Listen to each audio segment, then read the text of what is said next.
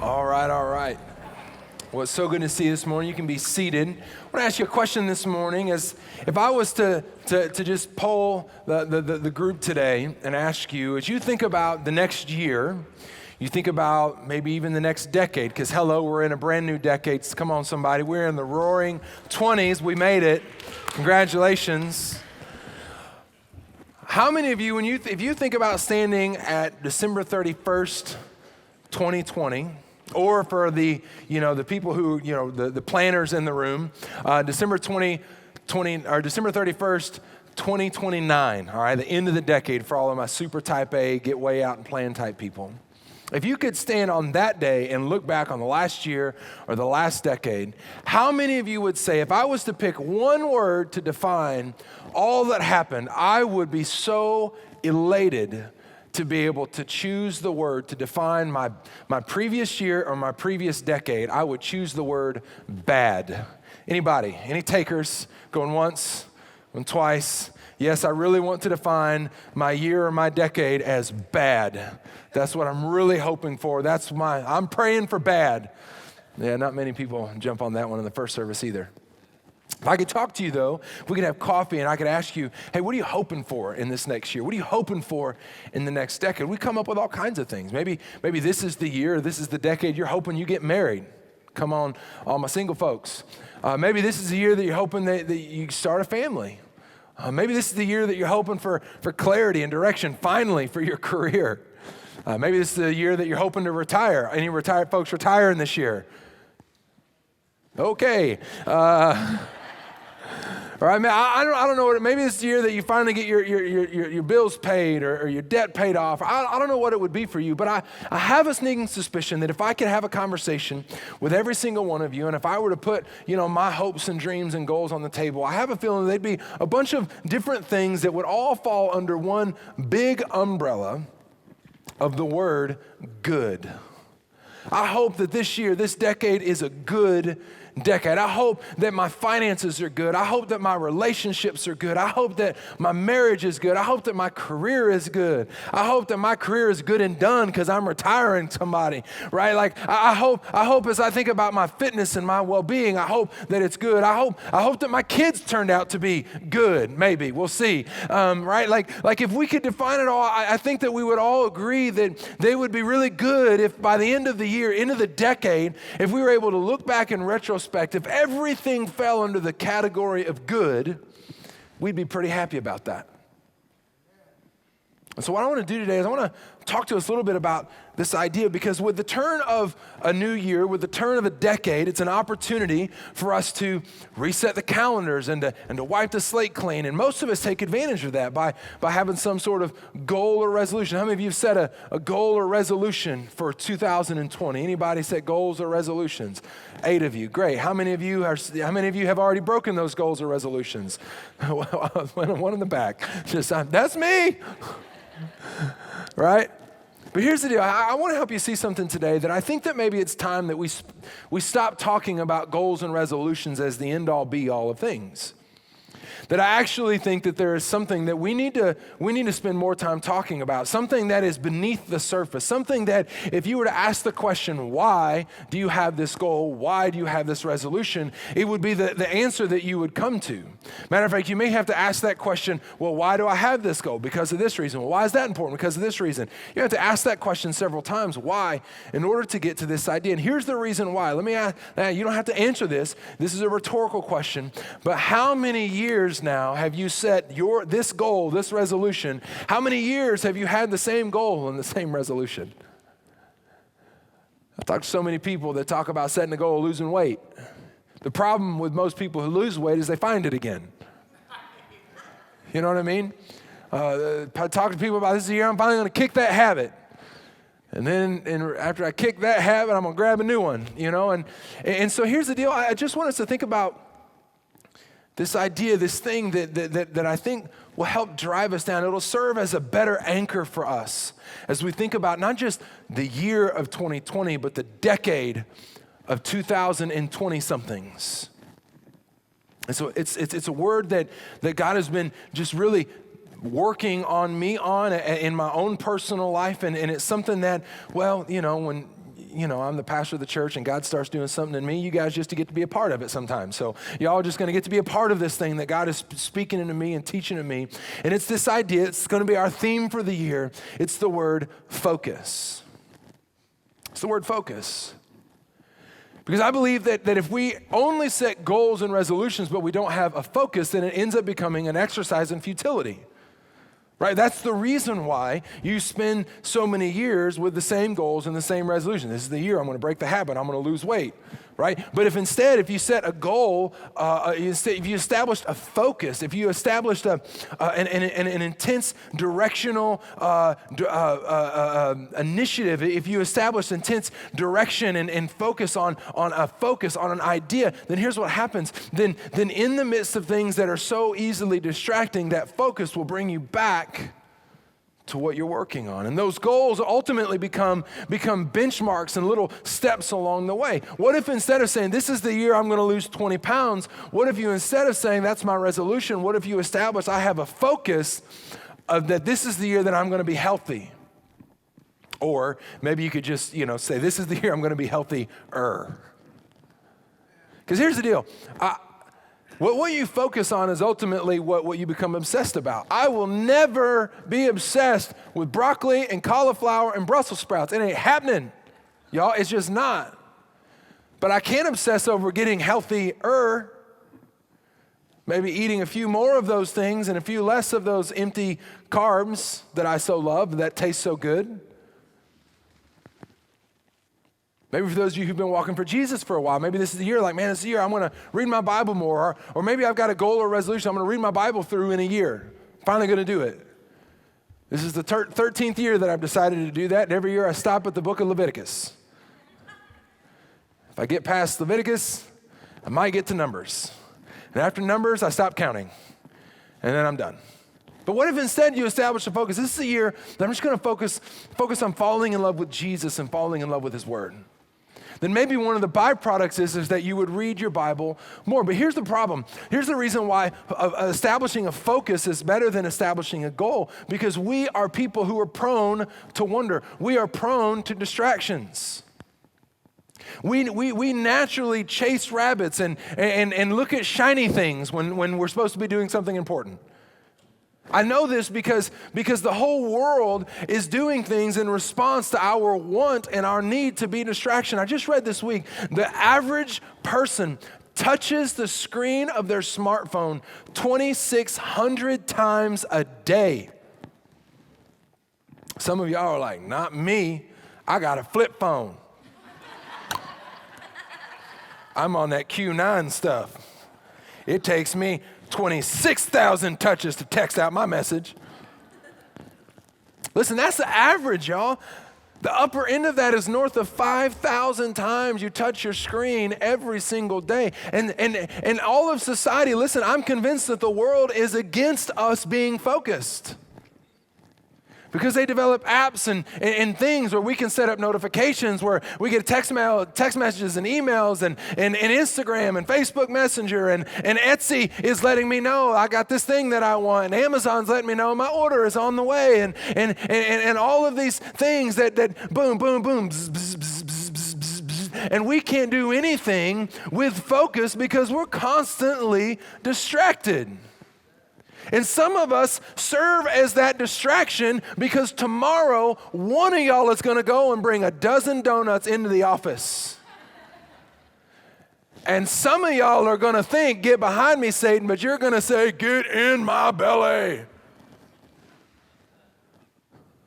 We're so distracted as a people. And what we need is we need focus. We need focus. I believe that God wants to help us understand that not only do we need focus, but because we're so distracted, we need to learn how to focus our focus. That there's so many opportunities and so many things. We live in a world where, there's like, I was reading in preparation for this, there's like 300 cereal options in the grocery store. Everybody knows you only need one. Marshmallow Mateys. That's all you need. In a Jethro bowl and a big old serving spoon. That's how I eat it. Part of my goals, being healthier. right? So here's the deal, like we got so many options and we get so distracted. So we can even start with a good focus, but then we lose focus on our focus because we're focused on so many other things, and so many other things are fighting for our focus. And I just believe that God is just like, hey, hello, focus on your focus. And I believe that God has something that's specific that he wants us to focus on. It's something that God has been working in me and teaching me, and I want to share it with you, that I believe that God has an incredible promise for us in his word that we can read and we can kind of skip past and overlook and not really understand what it is. And so what I want to do today is I want to help you see this remarkable promise that God has for us, and I want to share with you that this is one of those promises that there's lots of things in the Bible that are unconditional, meaning you just have to receive it. You don't have to earn it. But this is one of those things that it's a promise, but it's a promise made with conditions. So what I want to help you see today, I want you to see how incredible this promise is, and then I want to share with you what the conditions are for us to be able to realize this promise in our life. So let me take you to the promise. The promise is found in Proverbs chapter 3 in the second half of verse 6. Okay, Proverbs chapter 3, the second half of verse 6, and this is what it says. It says, he, that's God, shall direct your path. Now most of us would read that and go, that's nice, and we would go right on to verse 7. But I want to stop for a second. I want to help us understand what this means when God says that he will direct our paths. I don't know about you, but I know about me. I have a pretty good track record of making some pretty bad decisions. No, sweetheart, I don't need to ask Siri how to get there. I know how to get there. I don't need your help either, thank you. Love you. No, I don't know where we are, but I believe that I know how to get there. Okay, I'll ask Siri. No, I know how. I don't need to look at the recipe to make this. I can just make it. I'll make it from scratch. Make it good. It'll be great. And I can feel really confident about it until I see the looks on people's faces as they're eating it, and they have little confidence in my ability to do that. Let me tell you about a bad decision I made just a couple weeks ago. My daughter, who just turned 8, is playing basketball, and it is making my heart so happy. I love it. Basketball, when it comes to sports, basketball was my first love. And so she started playing basketball. We went to the first practice. She's out there, she's doing her thing, and I'm looking around like, and listen, if you say you don't do this as a parent, you are lying to yourself and to everybody and to God right now. But when you show up with your kid to a thing that involves other kids, you are immediately measuring up. Y'all kids suck. My kid's kind of amazing. And if your kid is the one who is the one that is the worst, then you're trying to figure out, well, they have such good sportsmanship. They really do. Such a sweet heart.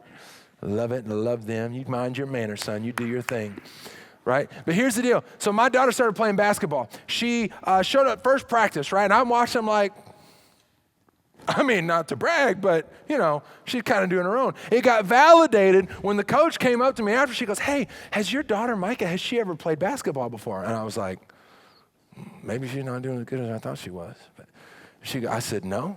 I mean, just recess and PE and stuff. She goes, she is really good. Like she really knows what she's doing. I'm like, you dang right she does. That's my girl. You know what I'm talking about. The girl making daddy proud. So here's what we decided to do. We decided we were going to buy her a basketball goal for Christmas. Now, we have a big portion of our basement that's unfinished and the ceilings are tall enough, so we decided we're going to get her a basketball goal that's like 7.5 feet. That'll give her plenty of room to shoot, and she can work on stuff while it's cold, and she likes playing, and it's going to be great. We get the basketball goal, unbox the basketball goal stuff, and I'm looking at all of the stuff in the box, and I'm going, this looks simple. I know how this works. I've played basketball my whole life. I've seen a couple basketball goals. This isn't hard. I got to a part of it where I was thinking, that looks a little confusing right there. Because there's this telescoping thing, and they're all supposed to fit together so they can, go up and down and adjust heights. And I was reading the instructions, and going, that didn't make any sense. And so I looked at the basketball goal, and I was like, that doesn't make any sense either. And so I read the instructions again. Still no light bulb moment. Then I looked at the picture, and then I looked back at the goal, no light bulb. Look at the picture and the instructions step by step. This ain't fair. I'm going to have to figure it out. So I go to put the goal together, and I'm like, this is great, this is easy. And 1 pole, 2 pole, 3 pole, telescope base, it's gonna be awesome. I put it together, and somehow I had built the thing where instead of the basketball goal telescoping to new heights, the basketball goal was fixed at a certain height, and there was a middle pole that just slid up and down the thing like this. Like, that ain't right. I mean, it could be maybe kind of fun, I don't know, but this isn't right. It's supposed to, so I had to take it all apart. I got it all apart and finally got the right pieces in the right place, and I got it together, and I was like, it's not really moving very easily. It's supposed to be telescoping. Now it doesn't telescope, things are stuck. And so I thought to myself, well, I'll just take the backboard off. It just needs a little bit of elbow grease, because men, you know that if it ain't working, you just put a little elbow grease into it. Amen. And so I took the thing apart, and I looked at it, I just need a little bit of elbow grease. And so I just, And I tried to put the backboard back onto the pole, and I had over the hole that the backboard went into. I said, that is a problem. You can't have basketball goal without a backboard and a goal. So I took it all apart again, and I was trying to figure out, I was trying to figure out every kind of way I done stuck the 2 stinking poles together. There were 2 holes on the other end of the thing. I tied a rope through the 2 holes, through the 8x8 posts of my deck, and I was holding onto it, and I was running. Whoom! Nope. Whoom! Nope. I was all kinds of confused. I got another idea. I can see that it's sticking out by about 2 inches. I'm going to take the rope out, and I'm just going to turn over, and I'm just going to slam it on the concrete. Kabam! And it's just going to, break free. So I did. Kaboom! Nothing. Kaboom! Nothing. I said, well, there's a 3rd pole here. So if I take the 3rd pole and if I carefully place it on the inner lip of the inner pole, it will push up out the inner pole and out, and then everything will be good. And so that's what I did. So I carefully grabbed the 2 stuck poles with sticking out a little bit, and I grabbed the 3rd pole, and I started going, ka-kan, ka-kan, ka-kan. And instead of knocking out the middle pole out, somehow I knocked the bottom pole to wedge between the other 2 poles. I got frustrated. I said, this is not how it's supposed to work. I called one of the members of our church, one of our board members called Brian Pruitt. I said, Brian, I know that you are a handy man. He goes, well, I try to be. I said, here's my predicament. He said, why don't you bring it over? I'll help. I go, okay. I got over to his house. I took it out of my car, and he looked at it, and he said this. That's not what I did. We began to come up with all kinds of possible solutions to try to unjimmy the thing that's all wedged together. I now have, if anybody needs one, a useless 9-foot, 3-section metal pole. And I went and bought a new daggone basketball goal. Cost me $65. Oh, yeah, it wasn't one of those great big ones with glass and all that stuff. It's going in the basement, remember? Hey, but can I tell you something? That bad decision cost me $65, but I've made a lot of bad decisions that cost a whole lot more than $65. I've made a lot of bad decisions that cost me a whole lot more than money. And I'm willing to bet that I'm not the only one. And the reason why I tell you this is because when I am the one that's directing my path, I have a tendency to end up somewhere that I never wanted to be. What I want to help you see is that God is promising you, He's giving you a promise today that He will direct your path. The problem is when we see this, we think that what that means is, and what we picture in our mind, is that God is like some air traffic controller, directing traffic. Breaker 19, put your tail flap down, put your landing gear on, you slide right on into entry. I don't know if that's how that works. The thing is, when you don't know, you just say it with confidence. But that's actually not at all what this is actually saying. The original word that was used here conveys this idea, not that God is some air traffic controller directing things and keeping everything in perfect order to make sure everybody gets where they need to go. But the image that's actually conveyed here is this idea that God works it out for good. That your path, whatever it is, as long as God is the one that's leading the charge, it doesn't matter what you come to on the path, God is going to direct it. Translated, God is going to lead it to something that is good. And what's interesting about this is there's another promise in the New Testament, in Romans chapter 8, that says this. It says, and we know that all things, say that word with me, and we know that all things work together for good, not some things, not a few things, not the things that I really like, not the things that I don't like. He's saying that all things work together for good. This word good in the Greek is the word agathos, and this word agathos literally translated means to your advantage, to your benefit.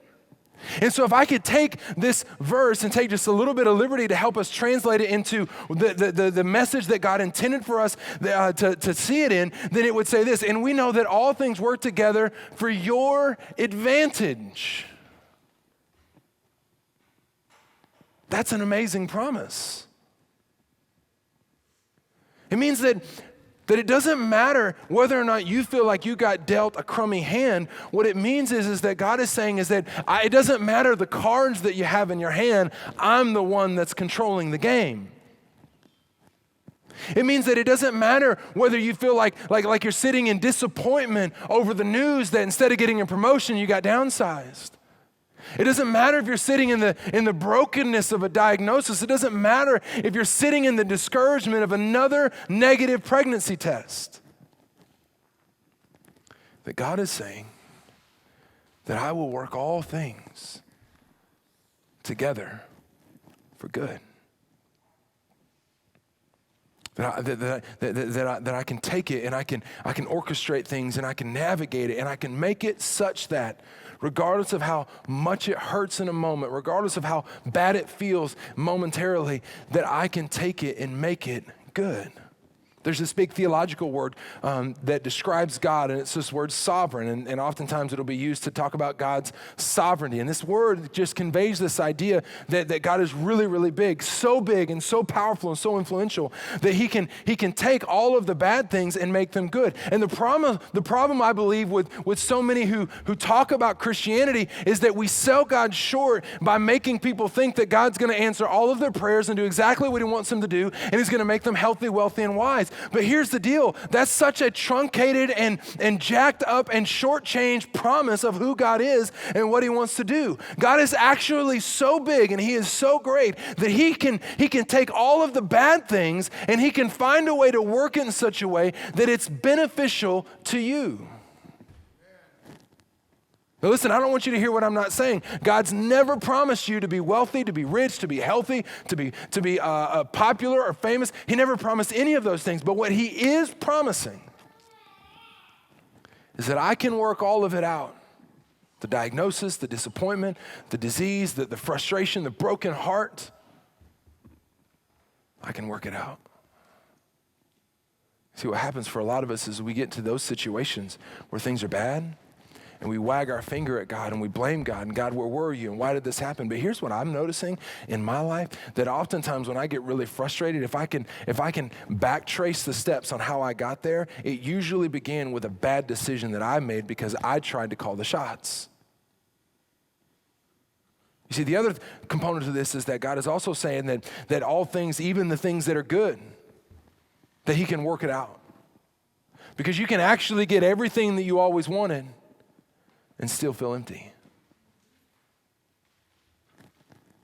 I want you to see this, that God, this is another one of those conditional promises that God is saying, here's the promise. The promise is I can take it all. I can take all of it, the good, the bad, the ugly, and all the stuff that you didn't want that has happened to you. I can take it and I can work it to your advantage. But there are two caveats. There are two requirements. And the first requirement is this. It says, and we know that all things work together for good of those who love God. What does this mean? This is talking about salvation. If you have a relationship with God, if there's been a time where you've received the shame-crushing, guilt-smashing, life-altering love of God that has changed your life and made you new and given you new hope and new purpose and new peace, then you qualify to receive this promise in your life. But that's not the only caveat. That's not the only requirement. It's not the only condition. The second condition, notice it says that, and we know that all things work together for those who love God, that's salvation. And then it says, and for those who are called according to his purpose. What does it mean to be called according to God's purpose? It means obedience. It means that I'm going to say yes to God. It means that I'm going to surrender the things that God is calling me to surrender from my past so that I can hold on to the things that God has promised for my future. It means that even when it doesn't make sense, I'm going to say yes. One of our core values as a church that we like to talk about, we try to put some handles on. What does it mean to obey? What does it mean to follow Jesus? And this is how we say it. We say that to follow Jesus, that we lay our yes on the table. It's already out there. You don't have to ask me for it. Like before you even ask Jesus, the answer is yes. Okay? And I'm not going to hold anything back. I'm not going to put my yes on the table with a little reserve in my back pocket in case what he asked me for is not something that I'm really willing to deal with at the moment. But I'm not going to hold anything back, and I'm going to throw caution to the wind. I know it may seem reckless. I know it may seem crazy. I don't even know what the deal is. I don't know what the bargain is. I don't know what the fine print is, but I've already said yes to it. Throwing caution to the wind because there's no plan B. Because I've come to the point of seeing what happens when I'm the one that's directing my own decisions. And then it doesn't usually work out as great as I hoped it would. So God is saying, listen, I have this incredible promise for you, this promise that I can take all things and I can work them out for good. I know this maybe wasn't your best Christmas ever. Maybe your family was like ours and it seemed like somebody was sick every day. We had a lot of Christmas family things that we had to cancel and rearrange because somebody was sick in our house every day. Maybe you're staring at a mountain of medical bills. Maybe you're dealing with finding out that your spouse has been stepping out on you. Maybe you just got the news of a diagnosis. You see, the promise of God is that if you would have a little bit of faith, if you'd have salvation, if you would be obedient to me, then you would see that even those things I can make good. You see, the promise is not that God is going to make life sunshine, rainbows, and unicorns, but the promise of God is that there's nothing that is going to fall to your hands that hasn't first gone through his. And this God who is sovereign, who is big, who is powerful, who created the universe, who spoke creation into existence, who the Bible says holds the cosmos in the palm of his hands and keeps things in perfect sequence and perfect order so that we can live and so that we can experience life as we know it, that same God at some point knows more about you than you could ever know because he knit you together when you were in your mother's womb and he knows the number of hairs that are on your head and he cares for you desperately. And so if something has come to you, even if it was by bad circumstances, God has in his infinite wisdom and all of his sovereignty and all of his bigness and his power, he has decided this is going to hurt, but there's something in it that's good for you. And so I'm going to allow it to pass through my hands so that it can get to yours because there's something that I want to do in you that can't be done without that. And can I tell you just from personal experience, oftentimes what I have found when I'm in something and I feel like I'm looking at a hand that I didn't like that I was dealt it, but here's what I began to understand, that when I begin to feel like I've got a hand that I don't like, is when I start to begin to have a little bit of hope. Because usually God does his best work in me when I'm in the situation and surroundings that I like the least.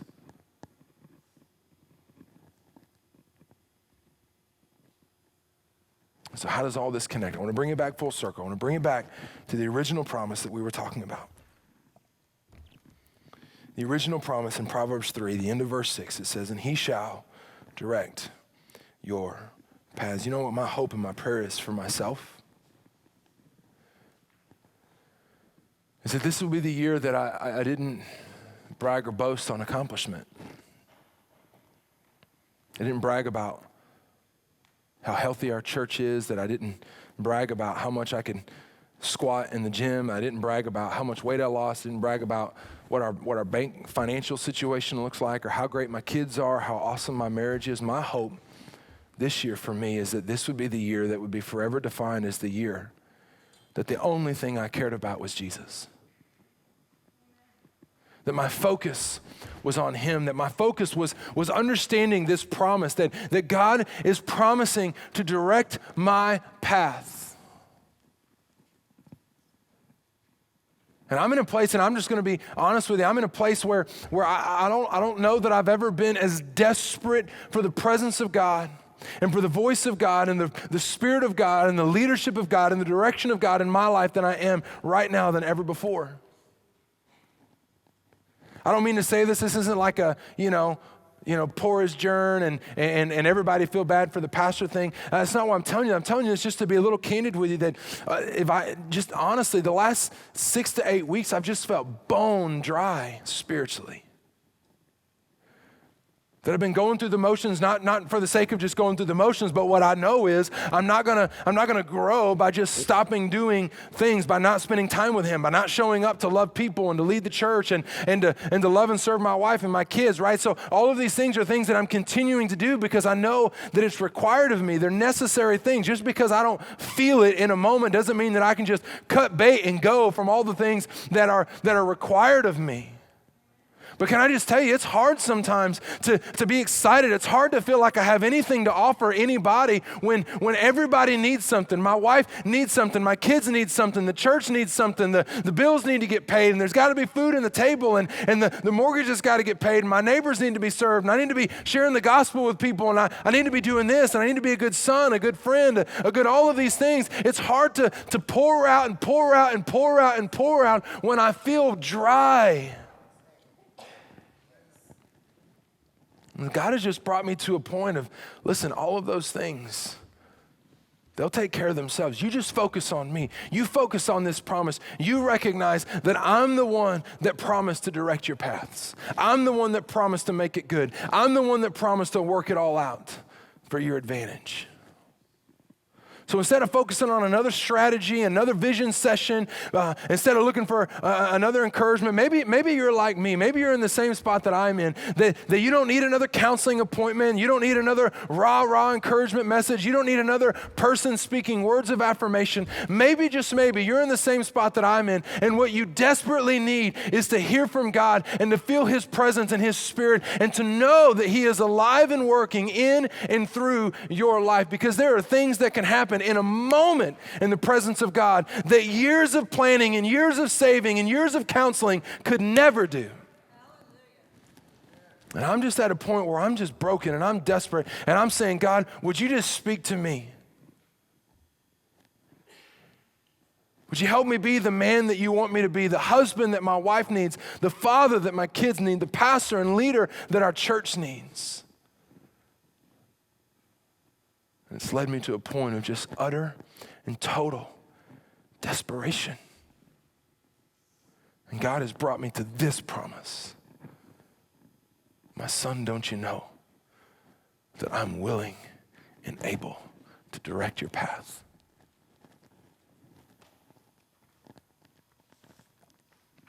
So the question becomes, okay, how do I do that? How do I get to the point where I can see this promise activated in my life? So I just want to invite you into my prayer closet just for a few minutes to show you what God's been teaching me, because maybe it'll speak to you in the way that it's spoken to me. And I believe the word that sums it all up is God is just saying, focus. Stop focusing on the wrong things and focus on the right things. What's the right thing? It's Jesus. And he gives some practical tips on how to do that. In Proverbs chapter 3, starting in verse 5. He says, trust in the Lord with all your heart. There's that word again, all. Trust in the Lord with all your heart. You know what he's saying? He's saying, listen, if you want to see this promise activated in your life, there are 3 conditions. And the first is trust. You have to be willing to trust me. And I'm not talking about trust me when it's Sunday morning, everybody's singing, hi, how are you? And how about them Chiefs? They're going to win the Super Bowl. And man, isn't it crazy how warm it is? And oh, this is awesome. We're all singing Kumbaya. And it's so easy to trust you right here, Lord. I'm not asking about that. I'm asking, will you trust him on Tuesday? Will you trust him when you get the call that you've been sent to collections? Fellas, will you trust him? That on Tuesday evening when your wife and the kids are gone and you got 45 minutes to yourself, that it would be better for you to shut your phone off or throw it in the freaking garbage disposal than to go down that track one more time.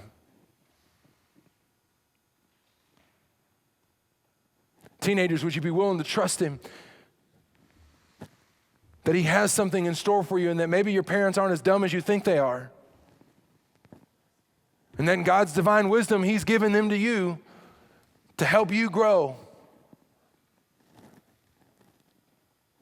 Wives, would you trust God with your husband, and instead of griping and nagging and complaining, would you just shut up and pray for him?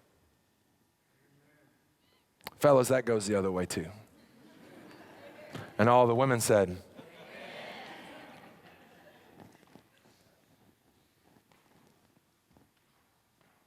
see, here's my great fear for us,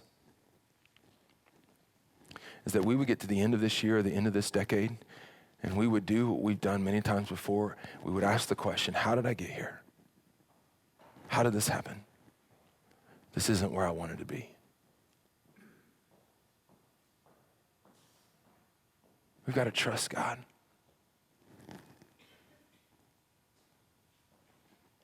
He goes on to say, trust in the Lord with all your heart and lean not on your own understanding. That's a hard one for most of us, especially me, because there's a lot of things that God will ask me to do that don't make any sense. You know, if you're single, it's hard to believe that what's best for your future marriage is for you to not have sex now.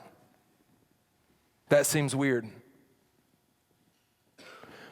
But let me ask the question, how's it working for the rest of society and the long-term health and success of marriages?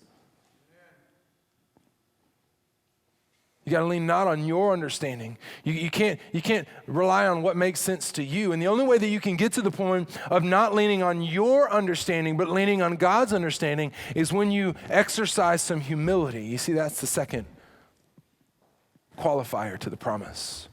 You've got to have humility. There's going to be so many things that don't make sense. Does it make sense that I give him my time to serve here? Does it make sense that I serve my wife like that? It doesn't make sense that I take social media off of my phone because it's distracting me from being able to give my kids the full-face attention that they want so badly. Doesn't make sense. Doesn't make sense to give money to the church and give money to the poor and do all that stuff. I got to have that money. Your boy got to eat. Doesn't make sense.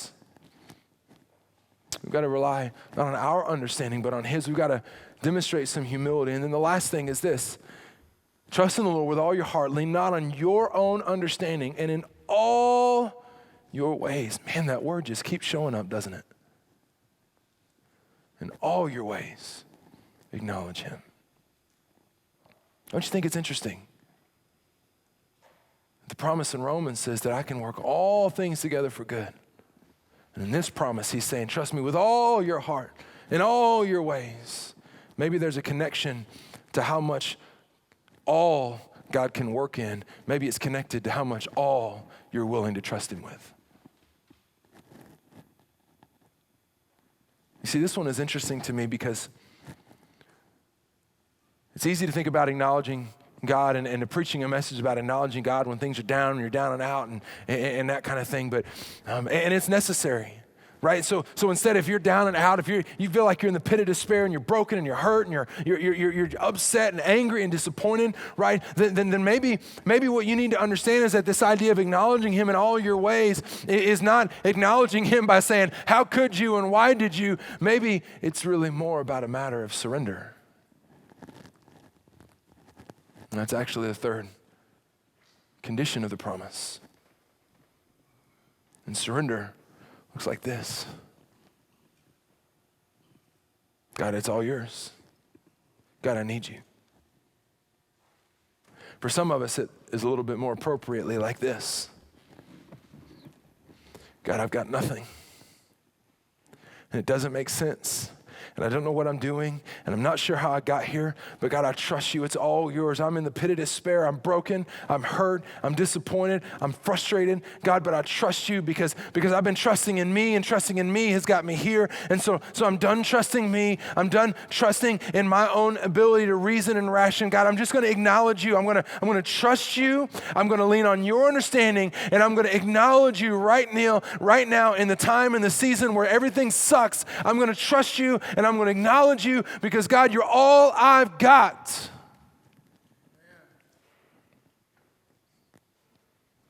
For others of us, though, the idea of surrender is not from the perspective of I've got nothing else and my life is miserable and everything is awful.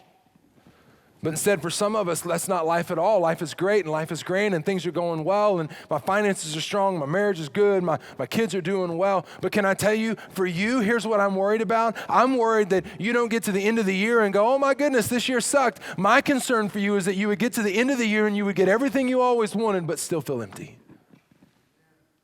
That you get to the end of the decade and go, man, my career went exactly where I hoped it would, and I hit my retirement goal, and we went on the vacations, and we got the house, and we got the car, and we sent our kids to the school, and we did all of the things, but I still feel empty. See, sometimes acknowledging him in all of our ways is not just limited to when we're in the pit of despair, but it's in the moments when things are going well that we don't forget the one who gave us the gifts that allowed us to survive, and not just survive, but thrive. Trust in the Lord with all your heart. Lean not on your own understanding. In all of your ways, acknowledge him, and he shall direct your path. See, I believe if Jesus were able to be here today, if he could take the mic and take the stage and just speak with you one-on-one, I believe that he would lean into you and he would say, would you just trust me? Would you stop trusting in yourself? Aren't you tired of this dance we keep doing? Where you start off by trusting in yourself and leaning on your own understanding and then you promise, okay, God, if it works out, I'll give you all the glory, and then it doesn't because you didn't think to trust me first. And then we go through this dance where you're frustrated and broken and confused and you get mad at me or you get mad at somebody else. And won't you just start the year? Won't you start this decade from a posture and a position that says, I'm going to trust in you, Jesus? Would you lean on my understanding? Would you stop relying on your wisdom, on your ability to think it through, to problem solve, to rationalize, to make it work out, to crunch the numbers? Would you lean on my understanding and the things that I've already told you in my word? Would you stop running from me? I don't care what you did. I'm chasing after you, and I want you to acknowledge me when you are in the pit of hell, because I'm coming for you. And when everything is good and everything is awesome and things are amazing, would you still acknowledge me?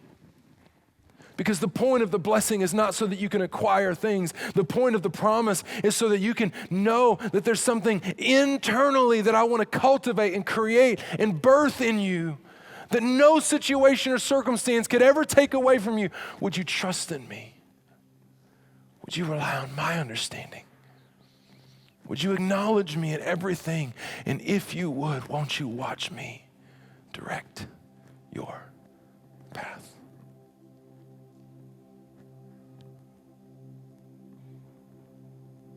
See, Jesus isn't trying to be some air traffic controller.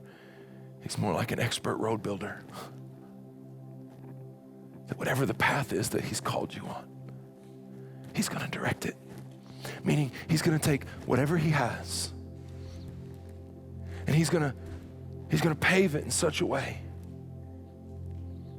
that both the destination and the process is to your advantage. And there's going to be parts of it that are going to hurt. There's going to be parts of it that are going to suck. There's going to be parts of it that you're not going to want. But in faith, if you believe and trust this promise, And you can know that even in the parts of the story and the parts of the road that hurt the most,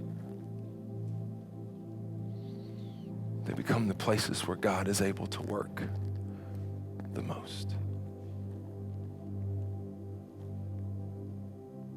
Here's the message in one sentence. This is the message, and if I could spend the rest of my life preaching a one-sentence message, this is what the message would be. You and I desperately need to focus our focus on Jesus. That's what you need. The byproduct of that might be a whole lot of things, but the thing you need most is to focus your focus on Jesus. And starting next week, I want to share some things that I believe that God has specifically called our church to focus on. 4 areas. You have to come back next week to find out what they are. Listen, this has been a message that's not really about you. It's not really even about me. It's really about us. It's about us as a church and what God is doing and what he wants to do. If you're new, I'm glad that you're here. It's a great opportunity to learn and lean in and figure out who we are and what we're about, where we're going. The message is ultimately, we need Jesus. We've got to focus our focus on him. And if you're here today and you don't know about Jesus, you don't have a relationship with him, the first step of seeing these promises that we've talked about today from the Word of God activated in your life is salvation. It's saying yes to the love of God and the gift of new life that he wants to give you, made possible because he died on the cross and rose from the grave so that your story could be rewritten, not defined by your past and your failures and mistakes, but defined by this incredible hope and incredible future that God has in store for you.